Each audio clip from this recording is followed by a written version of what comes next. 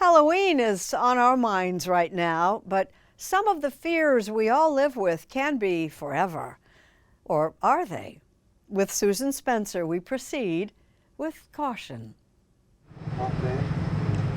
As an ICU nurse and EMT, Kathy Machuga has seen it all, and yet she is still scared to death of going to the dentist. It is like anxiety on steroids. It's a terrible thing. I cannot explain what happens. Machuga, who seems so calm at home, becomes an emotional wreck at the dentist's office and has even fled an appointment before it was over. I felt like I couldn't breathe and I felt like I couldn't swallow.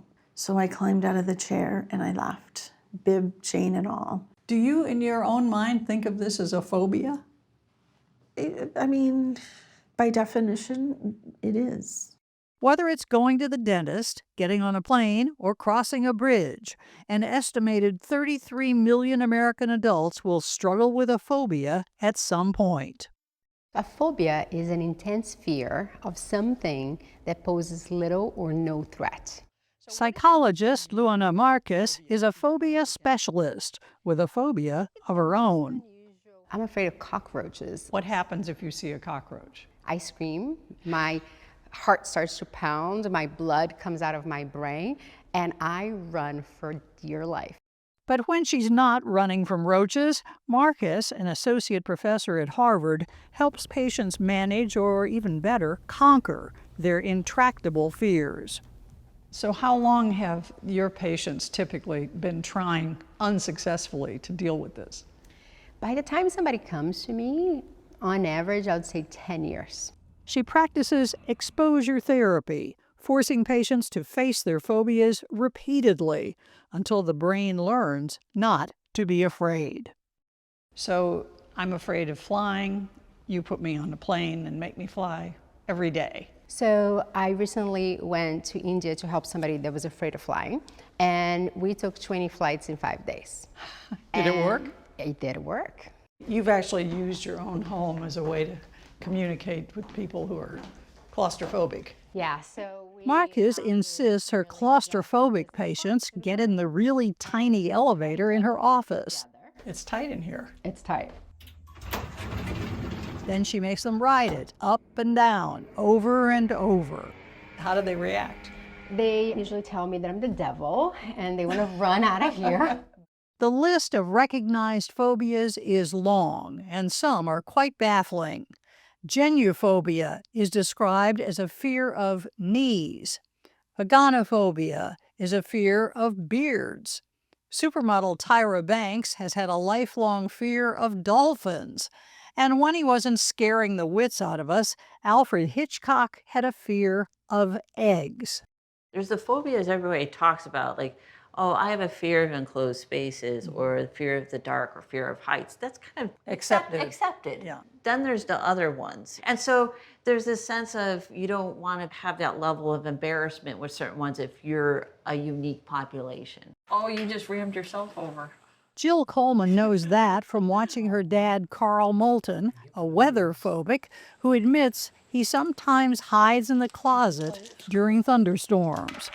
So let's say, just as a for instance, that we're sitting here and suddenly big black clouds roll up and we start hearing rumbles of thunder. How would you respond to that? I don't think I would just get up and leave that's good. and say, you're on your own and I'm going to go into the closet.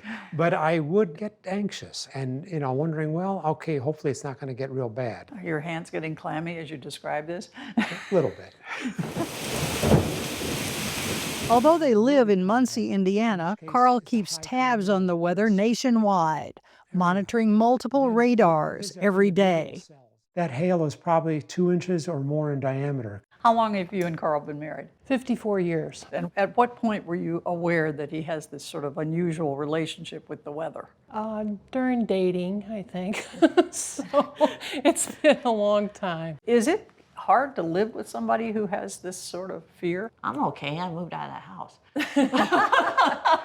Carl's wife, Karen Moulton, and daughter Jill co-wrote a research study on weather phobia. Not only did they have Carl as a model, But Karen is professor emerita of psychology at the University of Kansas. And Jill, an associate dean at Ball State University, is also a climatologist. And how common do you think this is? Well, based on our study, about 10% of the population has some, fear. But the extreme is probably about 2%.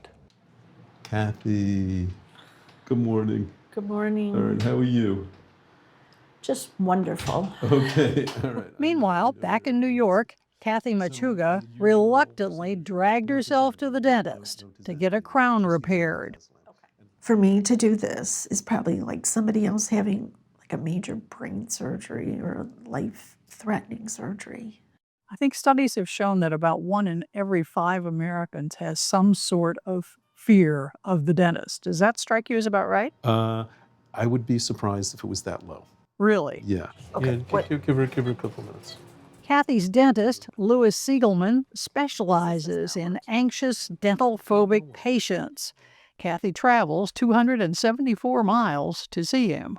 I like to call every new patient myself beforehand To reassure them. to reassure them, but just to make some connection with them.